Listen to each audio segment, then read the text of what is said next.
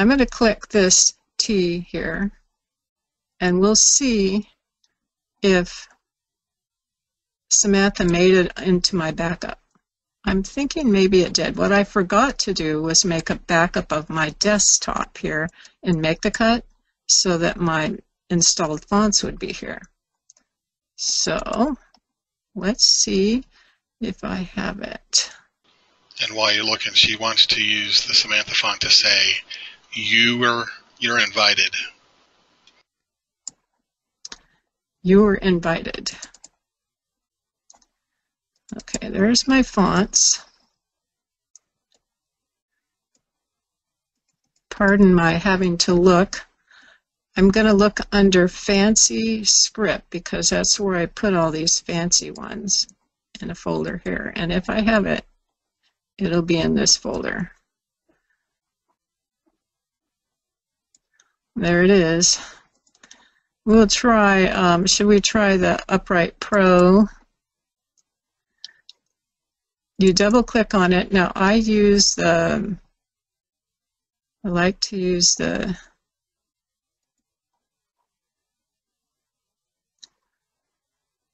open type font because it works in Illustrator. Either one will work and make the cut. So you click on the font, install permanently inside Make the Cut, and then click on Open. So now Samantha Upright Pro is installed and it's selected here. I need to move this little slider over to the left to make the windows smaller here. That's important, otherwise you're not going to be able to find it. Also click on Show Face, and, well, not Show Face, but click on All Glyphs. If you don't click on All Glyphs, you won't see all of the characters. Laura Worthington made this font with all the special characters. There's 3,000 special characters, and those special characters are at the bottom. So you see this slider here. I'm going to take it all the way down to the bottom. You saw some of those in the private use area flash on the screen. I'm going to just slowly scroll up so you can see where all the extra characters are, because this is filled with over 2,000 extra little fancy things. So whatever you want to use that isn't a regular character, you're going to be double clicking on these. So let's type in what we wanted to type. We're going to click on this T on the right. Now tell me again what I want it to say. You're invited. Y-O-U-R-E. Like you are, yeah. Invited. Capital I. Yep.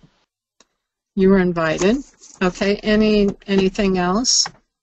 And are they both on the same line or separate lines? I'll wait for her to respond. Right now they're just a single line quoted. Same line, she says. Yeah. Now you'll notice here that they're all joined together. I have no splitting because I just installed this software. It doesn't know that I like split by glyphs. And I always use split by glyphs because that allows me to adjust the spacing once I've got it. So if you're going to not want to split them up, you would want to keep it at no splitting. But now sometimes if I had multiple lines, I might select split by lines because I want to line them up all together. But right now it's split by glyphs because they're all on the same line. I'm going to click Accept. And I don't know how big you want this, but while I'm working with it, I can either zoom in or I can make it bigger. Now, as far as cutting this, if you're working with it really big, this is probably plenty thick to cut. But if you are working with it, maybe if you wanted it to be 3 or 4 inches and you're trying to cut it, this might be need to be thickened a little bit. But before I thicken it, I want to make any adjustments in the spacing. For example, the space between U and the RE, I might want to change that. Her fonts are really well spaced already, so I don't usually need to make any adjustments. But if I wanted to, while have the split glyphs, I can hold the Control key and move this arrow to the left to overlap these letters equally as I move to the left. Now, as you can see, as I do this, that the spacing between the capital letters has gone and the other letters are all overlapping, which I like, because then I don't have to go hunting for other letters, letters that fell off.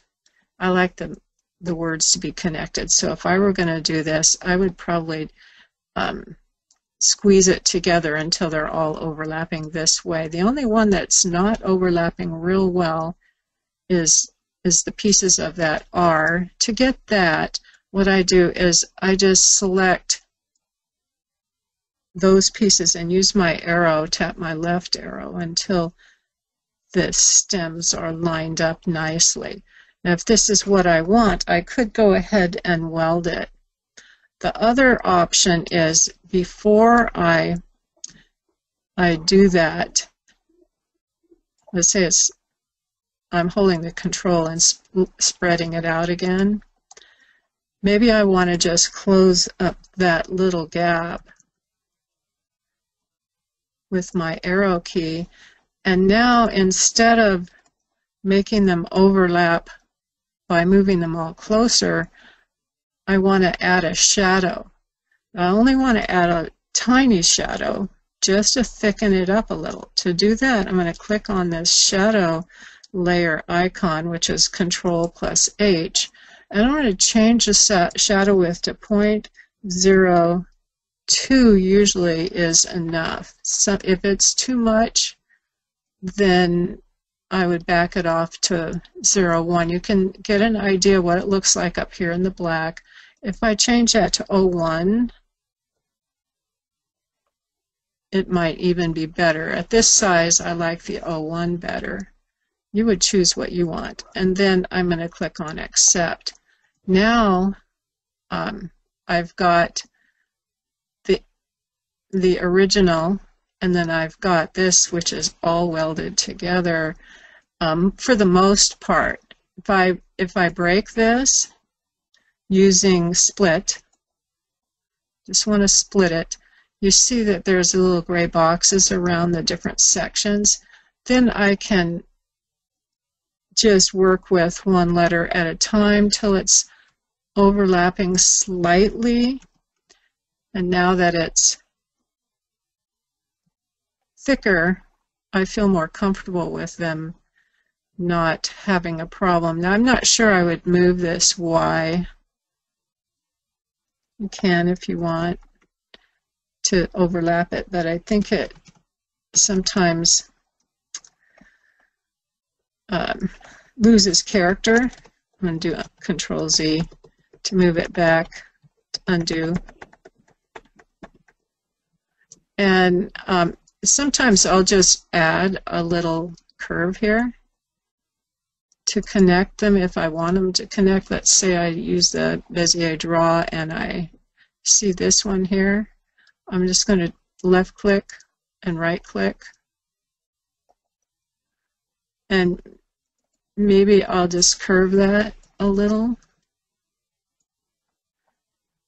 And now it's too low, but I'm going to select it and move it up and make a shadow around it.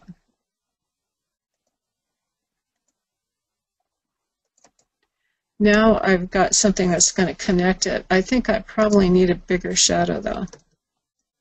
Select it again, shadow, maybe make that 303 to make it kind of match that. It's still not quite right. Nice thing about editing, you can make it look exactly the way you want. Yeah, that looks good. So then I can take away, if I go to outline, I can take away that little thingy there.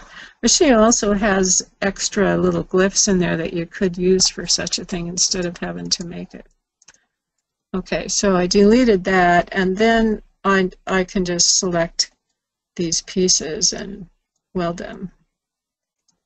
So you see that they're connected now. And these, I can weld them, and they're connected. I can go back to fill outline to see what they look like. Now, if I wanted to, I could substitute, even before I did all the welding, I could go back up here and substitute some of those special characters. So let's say I go to text and fonts, and I have a Y and a L and a D. Maybe the E could have a flourish. You can pick any letter that you want to have a flourish. Let's say, now the capital letters are, I think they're first. The capital letters are first. So let's get a Y. Let's look at the different options for a Y. See if we can make that a little fancier. They're in alphabetical order here. T, U, V, W, X, and Y. So we have a lot of different Ys with some nice flourishes on them. You can pick whichever one you want. Let's say that I want this one. I'll double click. And what I usually do is kind of lay it over the original, get my straight arrows,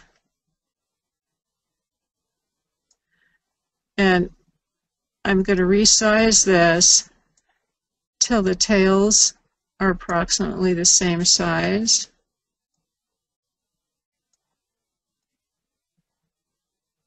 And then you can see I've got it the way I like it. Then I can just delete the other one.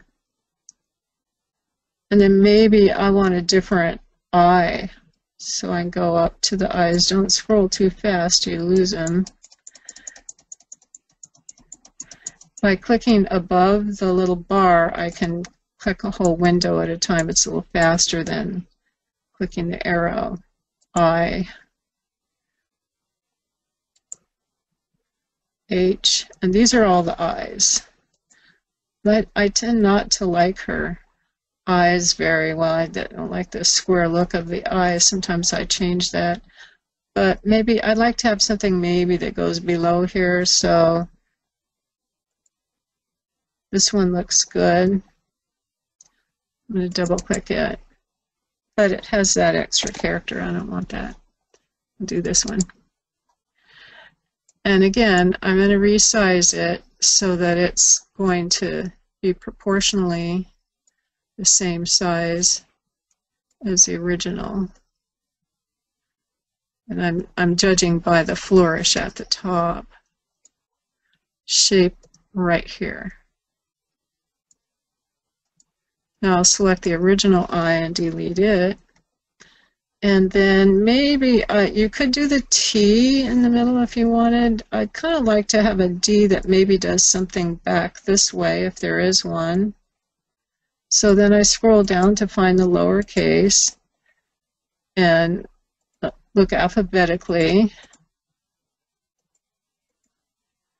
to the D's.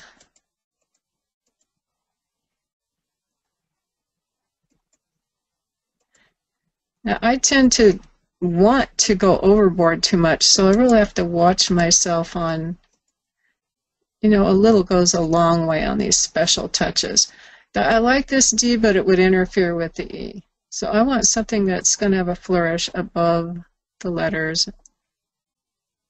This one might work. I can double click it, but I'll look and see if maybe I might need one with a longer one not to run into the T. So I'll grab that. And let's see how those look. This one's pretty much the right size. Oh, that's kind of nice. This one has a longer flourish across the top. It's a little bit too tall. I want to resize it so it's the right height.